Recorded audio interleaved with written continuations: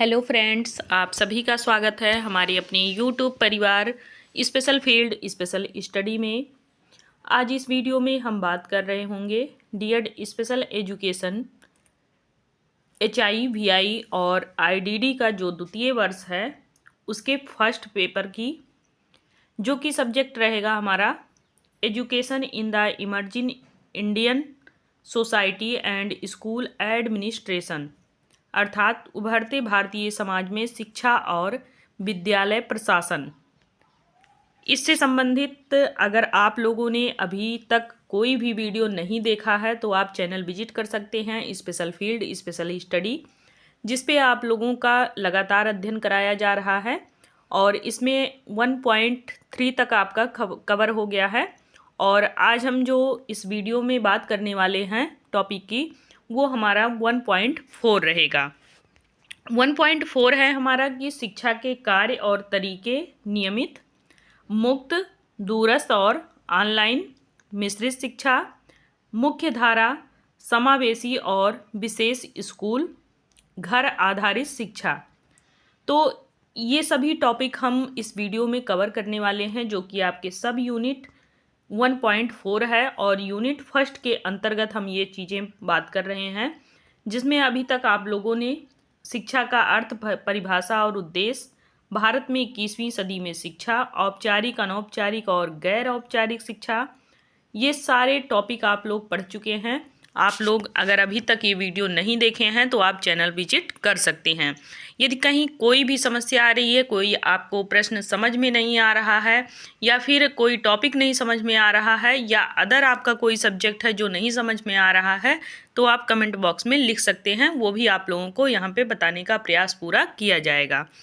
तो चलिए हम लोग समय गंवाते नहीं हैं और आगे बढ़ते हैं। आपको ये पूरा सिलेबस कवर कराया जाएगा, इसलिए आप लोग बिल्कुल भी बेफिक्र रहें। आपके पेपर से पहले आपकी अच्छी तैयारी की जाएगी और उस तैयारी के साथ में आप जब पेपर में बैठेंगे, अगर आप हमारे साथ, जैसे मैं आपके साथ लगी हूँ, वैसे आप हमारे साथ लगे रहेंगे, तो आई होप आपके जो पेपर होंगे वो बहुत ही अच्छे जाएंगे। तो चलिए देखते हैं जो हमारा आज का टॉपिक है उससे संबंधित क्वेश्चन कैसे बनेगा, ये हम सबसे पहले बात करते हैं। तो सबसे पहले आप देख सकते हैं कि शिक्षा के विभिन्न प्रकारों का विस्तार से वर्णन कीजिए। इस प्रकार से भी ये प्रश्न पूछ सकता है और आपको घबराना नहीं है। शिक्षा के विभिन्न प्रकार अगर पूछ रहा है, उसका विस्तार पूछ रहा है, तो आप 1.4 जो यूनिट पढ़ के जाएंगे उसी से आपको लिखना रहेगा। बाकी आपसे नियमित, मुक्त, दूरस्थ, ऑनलाइन, मिश्रित शिक्षा, मुख्य धारा, समावेशी, विशेष विद्यालय एवं घर आधारित जो शिक्षा है उनके कार्य और स्वरूप का भी वर्णन पूछ सकता है। इस प्रकार से भी आपके प्रश्न देखने को मिलते हैं। नेक्स्ट, इसी प्रश्न का दूसरे रूप में पूछ सकता है, जैसे कि शिक्षा प्रणालियों के स्वरूप एवं महत्व का उल्लेख कीजिए, या फिर इसी प्रश्न को शिक्षा प्रणालियों का तुलनात्मक विश्लेषण कीजिए, उनकी प्रासंगिकता स्पष्ट कीजिए। इस प्रकार से भी पूछ सकता है।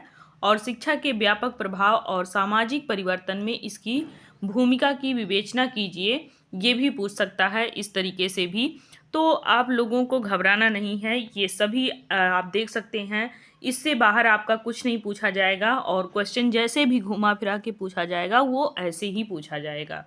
तो इसको एक बार आपको प्रश्न बताने का मेरा मतलब ये है कि अगर ऐसे प्रश्न घुमा के भी पूछ रहा है उसी टॉपिक को, तो आप घबराएं नहीं, उस प्रश्न का अच्छे से उत्तर दे के आएँ। तो चलिए देखते हैं इसके उत्तर हम। शिक्षा से संबंधित अभी तक अगर आप लोगों ने 3 वीडियो देख लिया है तो ये चौथी वीडियो में आपको वैसे भी बहुत ज़्यादा समस्या नहीं होने वाला है। लेकिन अगर आप पहली बार विजिट कर रहे हैं तो चैनल को सब्सक्राइब कर लीजिए, आपको आगे भी वीडियो मिलता रहेगा। साथ ही आपको इस पर कुछ क्वेश्चन आंसर के भी वीडियोज मिल जाएंगे और बाकी मैं आपको आगे देने का भी प्रयास करूँगी, जो कि आपके आने वाले वैकेंसी में भी, आप सेकेंड ईयर के स्टूडेंट हैं, आपको आने वाले वैकेंसी में भी बैठना है, तो आप स्पेशल टेट की भी तैयारी यहाँ से कर सकते हैं। तो चलिए शुरू करते हैं। शिक्षा के विभिन्न प्रकार का स्वरूप और महत्व सबसे पहले हम जानेंगे। तो मानो जो है वो शिक्षा अगर ग्रहण कर रहा है और एक समाज में है तो उसका एक जरूरी अंग माना जाता है, या कह लीजिए एक स्तंभ के रूप में जाना जाता है। जो व्यक्ति और समुदाय के बौद्धिक, सामाजिक, आर्थिक और सांस्कृतिक विकास में महत्वपूर्ण भूमिका निभाती है। शिक्षा का जो स्वरूप होता है वो समय, परिस्थिति या आवश्यकता या फिर संसाधन के आधार पर विकसित हो रहा है। आधुनिक समाज में शिक्षा के कई प्रकार प्रचलित हैं जो विभिन्न जरूरतों के अनुसार निर्मित किए गए हैं। शिक्षा को मुख्य रूप से नियमित शिक्षा, मुक्त शिक्षा, दूरस्थ शिक्षा, ऑनलाइन शिक्षा, मिश्रित शिक्षा, मुख्य धारा शिक्षा, समावेशी एवं विशेष विद्यालय शिक्षा तथा घर आधारित शिक्षा के रूप में इसको विभाजित कर दिया गया है। इतने रूप आपके शिक्षा के देखने को मिलते हैं जो आप अभी पढ़े हैं, चाहे वो सब यूनिट का नाम पढ़े हैं या फिर आप यहाँ पे देख सकते हैं। इतने प्रकार में इसको बांटा गया है। प्रत्येक प्रकार की शिक्षा की अपनी विशेषताएं होती हैं, अपनी अपनी कार्य प्रणाली होती है उसकी, उसके उद्देश्य भी अलग होते हैं, उसके प्रभाव भी अलग होते हैं और उसका जो क्षेत्र होता है वो एक विशेष प्रकार का होता है जो कि वो स्वयं में एक विशिष्ट होता है, या कह लीजिए स्वयं में वो एक विशेष स्थान रखता है अपना। तो हर शिक्षा अलग अलग होती है, हर शिक्षा का स्वरूप अलग अलग होता है, उसको कैसे देना, उसमें आवश्यकताएं क्या हैं, संसाधन क्या क्या उपलब्ध होते हैं, ये सारी चीज़ें इसमें इन्वॉल्व होती हैं। नेक्स्ट पॉइंट है हमारा इसी में कि नियमित शिक्षा का स्वरूप और महत्व क्या है।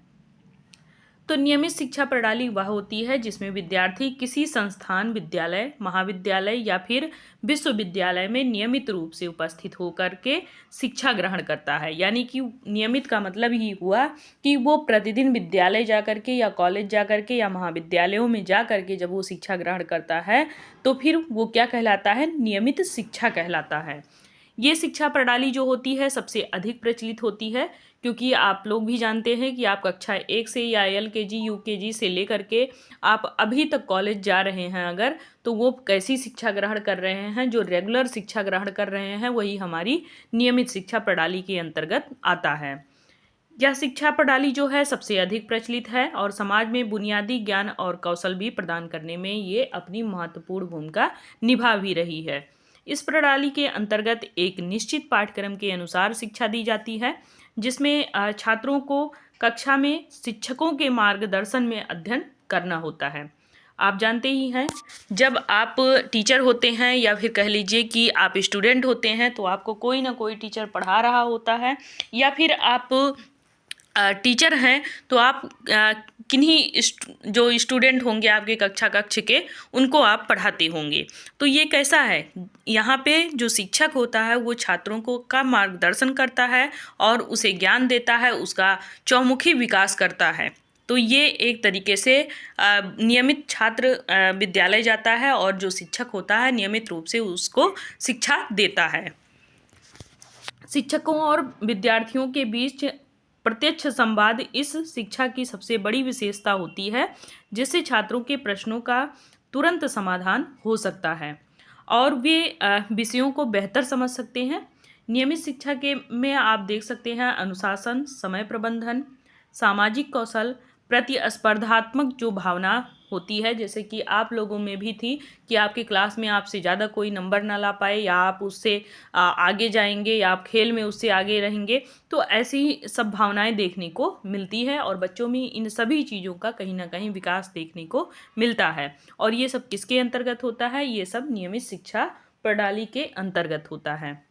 नियमित शिक्षा प्रणाली का महत्व इसलिए भी अधिक होता है क्योंकि यह छात्रों को विद्यालय और महाविद्यालयों के जो संचरित वातावरण होते हैं वहाँ पर इनको शिक्षा दी जाती है। एक स्थान होता है प्रॉपर जिसको क्या बोलते हैं, औपचारिक शिक्षा। औपचारिक शिक्षा के अंतर्गत विद्यालय में जा करके, कॉलेजों में जा करके या विद्यालयों महाविद्यालय जो होते हैं वहाँ पे जा करके शिक्षा ग्रहण किया जाता है एक ही स्थान पे। वहाँ सुविधा सारी चीज़ें दी जाती हैं, जैसे कि उस बच्चे को आवश्यकता क्या है उसकी आवश्यकता के अनुसार उसे सुविधा उपलब्ध करा के वहाँ शिक्षा दी जाती है, जिससे उनका जो मानसिक विकास होता है या फिर शारीरिक विकास होता है या नैतिक जो विकास होता है, इन सभी चीज़ों का वहाँ पे विशेष ख्याल रखा जाता है जिससे बच्चे का जो व्यक्तित्व है वो निखर कर बाहर आए। इसके माध्यम से वे केवल शैक्षणिक ज्ञान ही नहीं बल्कि खेल, संस्कृति, कला और नैतिकता, ये सब समाज से ही जुड़े होते हैं और इन सभी पहलू जो होते हैं उसके अंदर आत्मसात होते हैं और ये धीरे धीरे जब उसके अंदर आत्मसात होते हैं तो वो एक समाज का अंग बन जाता है और समाज को भी जागरूक करता है। साथ ही उसके व्यक्तित्व निर्माण में इन सभी की विशेष भूमिका होती है, क्योंकि इसी के माध्यम से उस बच्चे का पहचान बनता है, आगे चल करके समाज का एक वो भी अभिन्न अंग बन जाता है। नेक्स्ट पॉइंट हमारा आ जाता है मुक्त और दूरस्थ शिक्षा का स्वरूप और महत्व क्या है। अब तक तो आप लोगों ने नियमित शिक्षा पढ़ा, अब आप मुक्त और दूरस्थ शिक्षा पढ़ेंगे। तो चलिए पहले देखते हैं, फिर हम दोनों का अंतर भी देख लेंगे। मुक्त और दूरस्थ शिक्षा वे शिक्षा प्रणालियाँ होती हैं जो पारंपरिक शिक्षा की बाधाओं को तोड़कर शिक्षार्थियों को लचीली और सुविधाजनक शिक्षा प्रदान करने का ये कार्य करती हैं। इनका मुख्य उद्देश्य उन लोगों को शिक्षा उपलब्ध कराना होता है जो किसी कारणवश नियमित शिक्षा प्रणाली में भाग नहीं ले सकते हैं, जैसे कि कामकाजी व्यक्ति है, गृहिणियां हैं, या ग्रामीण क्षेत्र के छात्र हैं, या शारीरिक रूप से अक्षम हैं, या फिर जो लोग अपनी शिक्षा जारी रखना चाहते हैं। अब कुल मिलाकर ये है कि नियमित शिक्षा में आपको विद्यालय जाना पड़ेगा और मुक्त और दूरस्थ शिक्षा में आपको विद्यालय नहीं जाना पड़ेगा। आप कोई नौकरी कर रहे हैं या फिर आप गृहिणी हैं, आप कहीं आ जा नहीं सकती हैं, आप ऐसे क्षेत्र में रह रहे हैं जहां से आने जाने की सुविधा नहीं उपलब्ध है वहां पे, या फिर आपको किसी भी प्रकार की दिव्यांगता है जो कि बाधा बन रही है आने जाने में भी, ऐसे में अगर आप पढ़ना चाह रहे हैं तो फिर आपके लिए ऐसी भी व्यवस्था रखी गई है जहां पर आप बिना गए और अपनी शिक्षा को पूरा कर सकते हैं, अपनी डिग्री ले सकते हैं। मुक्त शिक्षा प्रणाली वह होती है जिसमें छात्रों को औपचारिक रूप से किसी संस्था में उपस्थित होने की आवश्यकता नहीं होती है। वे अपनी सुविधा अनुसार अध्ययन सामग्री प्राप्त कर लेते हैं और स्वयं से अध्ययन करते हैं और परीक्षाओं में भाग ले सकते हैं। इससे जो विश्वविद्यालय होते हैं या शिक्षण संस्थान होते हैं उनके द्वारा अध्ययन सामग्री भेजी जाती है और छात्र अपनी गति से इसे समझ सकते हैं, मतलब वो अपनी सुविधा अनुसार सारी चीज़ें ले करके घर पर ही शिक्षा ग्रहण करते हैं। दूरस्थ शिक्षा जो होती है इसमें अध्ययन जो सामग्री होती है इसके अलावा प्रौद्योगिकी का भी उपयोग करके शिक्षकों और विद्यार्थियों के बीच में संपर्क स्थापित किया जाता है, जैसे कि ऑनलाइन। यह radio, television, internet, audio visual माध्यम और अन्य डिजिटल साधनों द्वारा संचालित होती है। राष्ट्रीय मुक्त जो विद्यालयी शिक्षा संस्थान NIOS आप नाम सुने होंगे, और इंदिरा गांधी राष्ट्रीय मुक्त विद्यालय IGNOU, भारत में ये प्रणाली महत्वपूर्ण उदाहरण हैं। इससे आप समझ सकते हैं कि ये दोनों कैसे कार्य कर रहे हैं। आप लोगों को इसके बारे में पता भी होगा कि NIOS क्या है, वो दूरस्थ शिक्षा प्रणाली है, या IGNOU जो है वो भी आपका क्या है, दूरस्थ शिक्षा प्रणाली। आगे हम बात करेंगे मुक्त और दूरस्थ शिक्षा का जो महत्व है। इस तथ्य में ये निहित होता है कि ये शिक्षा को लोकतांत्रिक और समावेशी बनाता है। यहाँ उन लोगों के लिए भी शिक्षा का द्वार खुलता है जो विभिन्न कारणों से या फिर औपचारिक शिक्षा से वंचित रह जाते हैं। इसके माध्यम से छात्र अपने कार्यों के साथ साथ पढ़ाई को भी संतुलित कर ले जाते हैं और उच्च शिक्षा प्राप्त करते हैं, विभिन्न प्रकार की डिग्रियां वो लेते हैं। ये शिक्षा प्रणाली विशेष रूप से जीवन पर्यंत सीखने वाली होती है और समाज में शिक्षा के विस्तार को भी ये आगे बढ़ाती है। नेक्स्ट हम बात करेंगे ऑनलाइन शिक्षा की।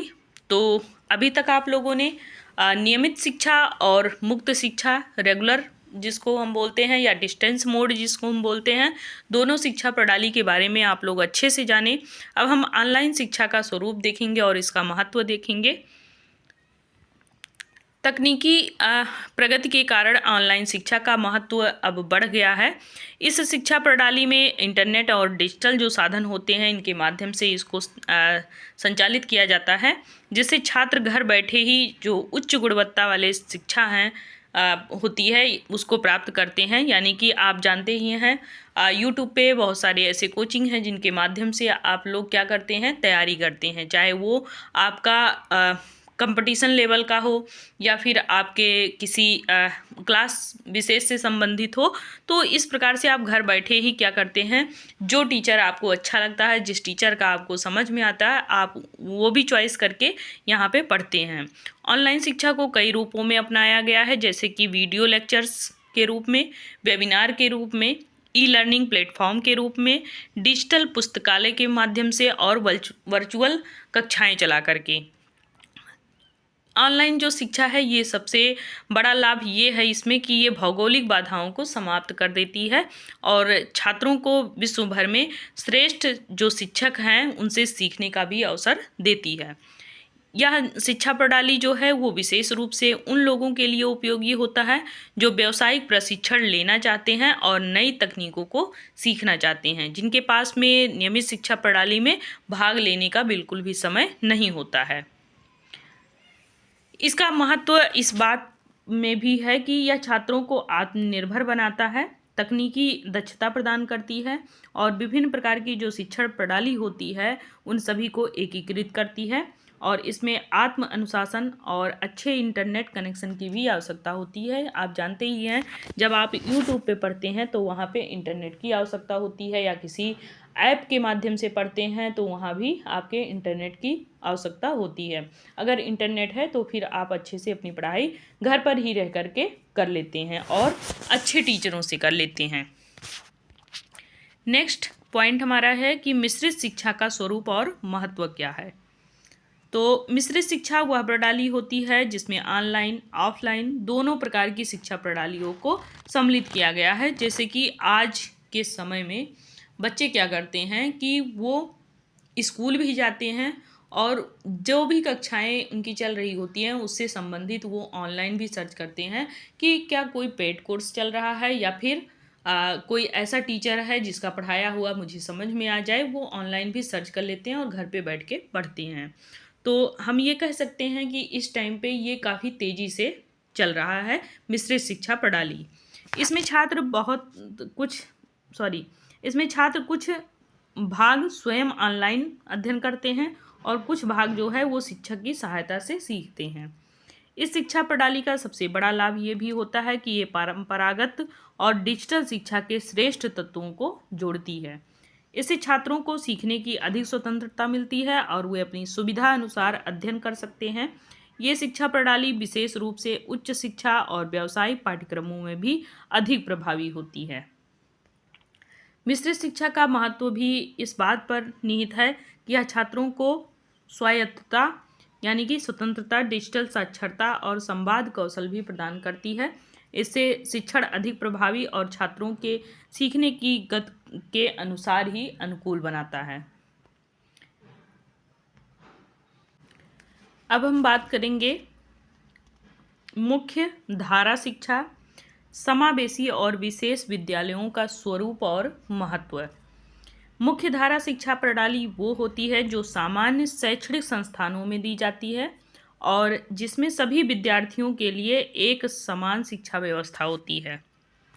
कुछ छात्रों को विशेष सहायता की भी आवश्यकता होती है, जिसके लिए समावेशी शिक्षा और विशेष विद्यालयों की भी अवधारणा विकसित की गई है। मतलब समावेशी शिक्षा और विशेष विद्यालय भी बनाए गए हैं, क्योंकि आप जानते ही हैं कि जो बचपन डे केयर सेंटर चलता है वहाँ पे केवल आपके कौन से बच्चे पढ़ते हैं, विशेष बच्चे पढ़ते हैं। अर्थात जिन बच्चों को कान से सुनाई नहीं देता है और आँख से दिखाई नहीं देता है, पैर से वो दिव्यांग होते हैं, मतलब कह लीजिए कि जो दिव्यांग बच्चे होते हैं वो वहाँ पे अलग से भी पढ़ते हैं।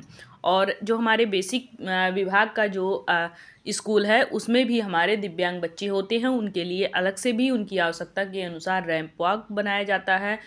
उनका जो टॉयलेट होता है वो अलग से होता है और वहाँ भी टीचर्स जाते हैं, उनको पढ़ाते हैं। तो ये उनकी आवश्यकता के अनुसार भी उनको ये सुविधाएं दी जाती हैं। ये शिक्षा प्रणाली सभी छात्रों को समान अवसर प्रदान करने पर बल देता है और समाज की मुख्य धारा में शामिल करने में भी सहायक होता है।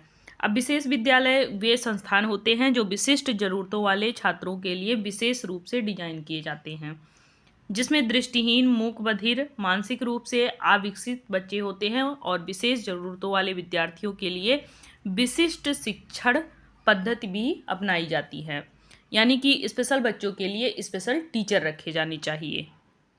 नेक्स्ट है आपका घर आधारित शिक्षा का स्वरूप और महत्व।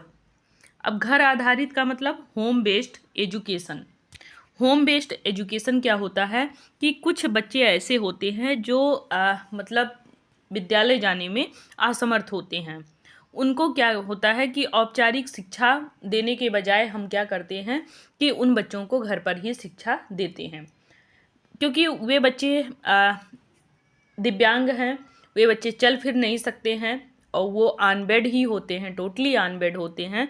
तो फिर उन बच्चों को हम क्या करते हैं कि शिक्षा ग्रहण कराने के लिए ऐसे विशेष टीचर को हम रखते हैं उनके लिए, जो आकर के ही घर पे उनको शिक्षित करता है या उनके साथ में ऐसी एक्टिविटी करता है जिससे वे बच्चे भी कुछ सीख सकें।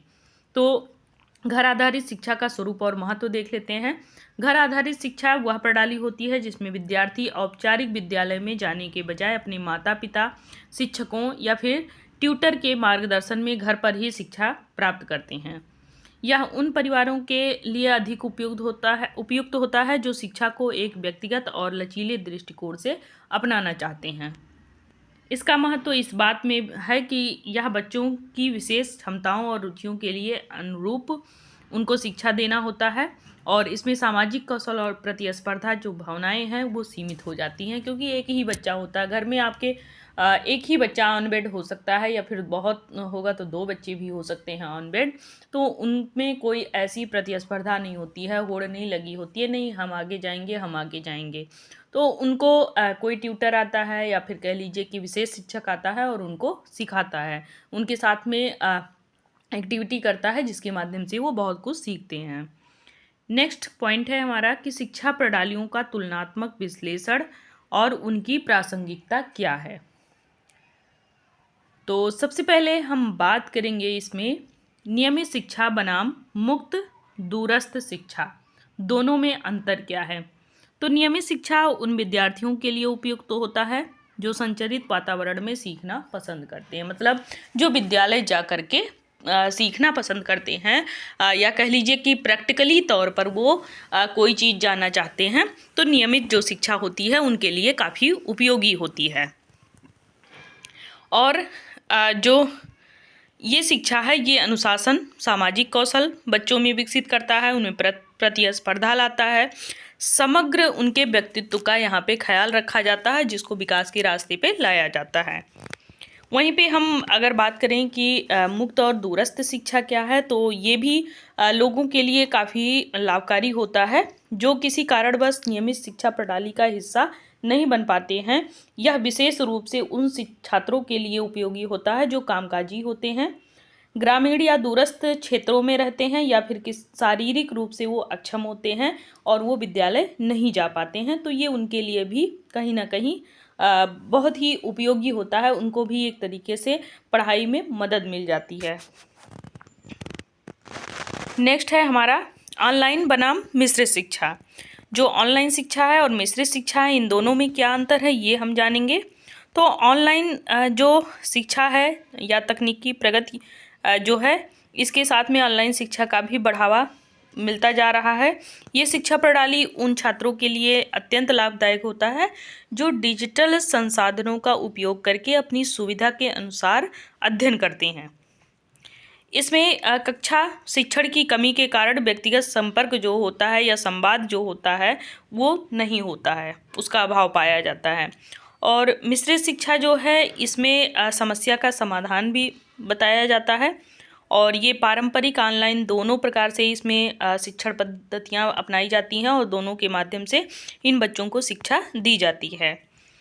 नेक्स्ट पॉइंट है हमारा समावेशी और बनाम विशेष विद्यालय।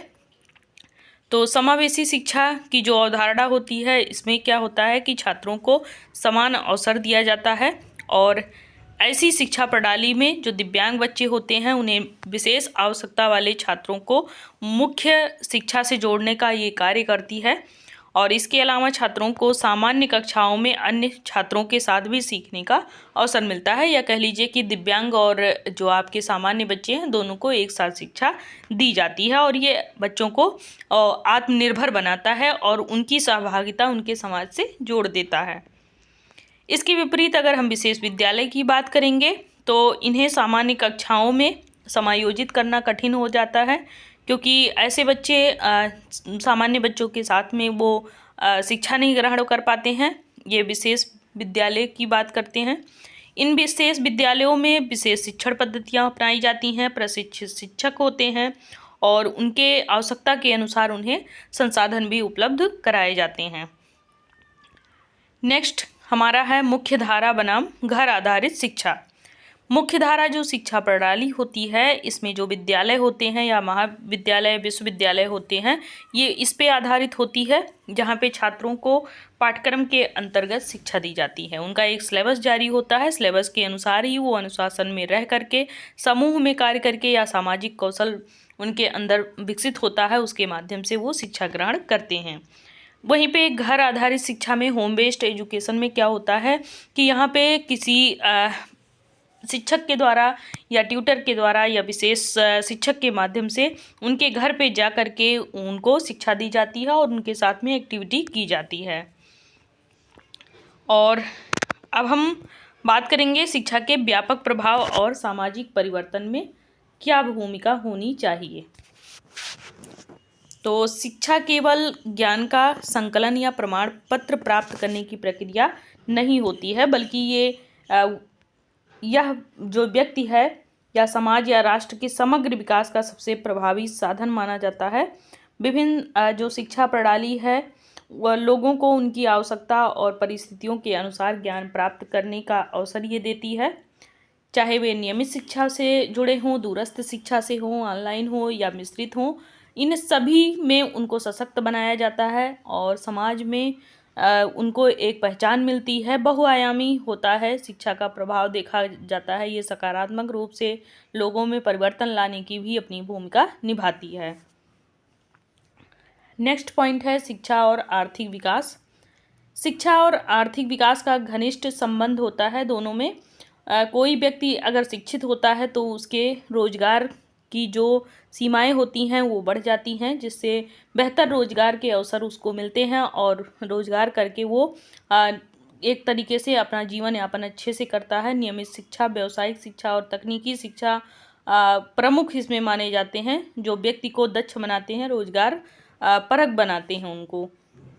दूरस्थ शिक्षा और ऑनलाइन शिक्षा के माध्यम से अब लोग अपनी व्यावसायिक क्षमताओं को बिना नौकरी छोड़े या पारंपरिक कक्षाओं में उपस्थित हुए भी उसको बढ़ा सकते हैं।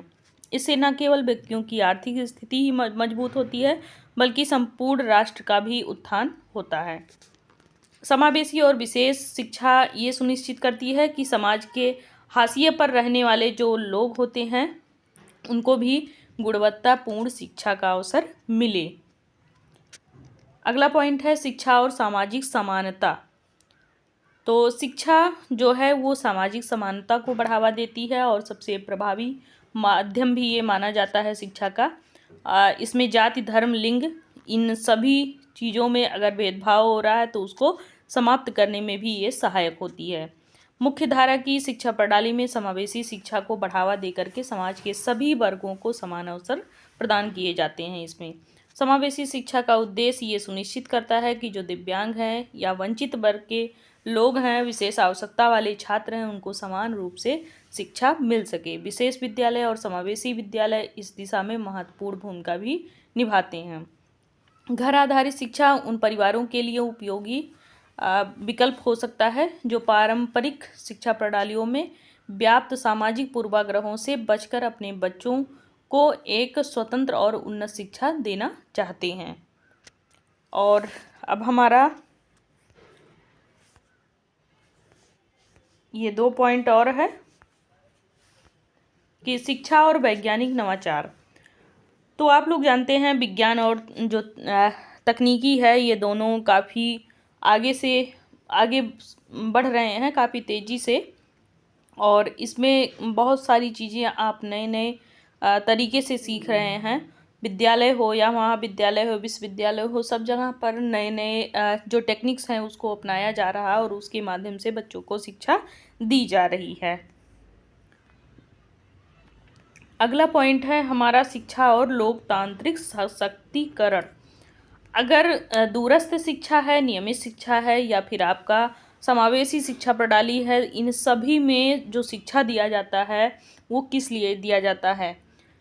नागरिकों को उनके अधिकार और उनके कर्तव्य के प्रति सजग रहने के लिए, उनके अधिकारों का हनन ना हो, उनके अधिकारों की रक्षा हो, इसलिए शिक्षा ये दी जाती है ताकि जो भी नागरिक हो वो अपने आप में आत्मनिर्भर बन सके, रोजगार परक बन सके, जिससे हमारे समाज का ही नहीं हमारे राष्ट्र का भी अच्छे से विकास हो। इसीलिए घर आधारित शिक्षा भी दी जाती है। घर जो बच्चे नहीं सक्षम होते हैं विद्यालय तक जाने में, उनको भी शिक्षा दी जाती है घर पे जा कर के। तो ये पूरा यूनिट था आपका, जिसमें आप लोगों ने अलग अलग प्रकार की जो शिक्षा प्रणाली थी उसके बारे में आप लोगों ने जाना। अगर आप लोगों को कहीं कोई समस्या है, कोई टॉपिक समझने में परेशानी हो रही है, तो आप लोग कमेंट बॉक्स में ज़रूर लिखिए। और मैं चाहती हूँ कि आप लोगों को अच्छे से समझा पाऊँ, इसके लिए मैं अपनी पूरी कोशिश करती हूँ। आप लोग भी अगर कहीं समझने में समस्या हो रही है, जो चीज़ें नहीं समझ में आ रही हैं, उस चीज़ को आप लोग ज़रूर बताइए और वीडियो ज़्यादा से ज़्यादा लोग देखिए, ताकि आप लोगों को ये ना कहना पड़े कि बेटा पढ़ लो, पेपर आने वाले हैं। पेपर आ चुके हैं, अब आपके पास ज़्यादा समय नहीं है, तो अब आप लोग अगर नहीं पढ़ेंगे तो कब पढ़ेंगे? इससे अच्छा है कि अभी 6-7 पेपर आपको देने हैं, तो 7 पेपर की तैयारी आप अभी से स्टार्ट कर दीजिए। तो चलिए इस वीडियो में बस इतना ही। नेक्स्ट वीडियो में हम मिलेंगे 1.5 सब यूनिट के साथ में, और उसको हम विस्तार से पढ़ेंगे और इसके साथ साथ हम कुछ शॉर्ट टाइप क्वेश्चन भी करेंगे। जल्दी आपको वो वीडियोज भी मिलती रहेंगी। आप इसके लिए हमारे चैनल से ही जुड़े रहें, special field special study channel. बहुत बहुत धन्यवाद। अभी तक अगर आप लोगों ने लाइक सब्सक्राइब नहीं किया है चैनल को, तो आप लोग चैनल को सब्सक्राइब करें, वीडियो को देखें, अच्छा लगे तो लाइक भी करें। धन्यवाद।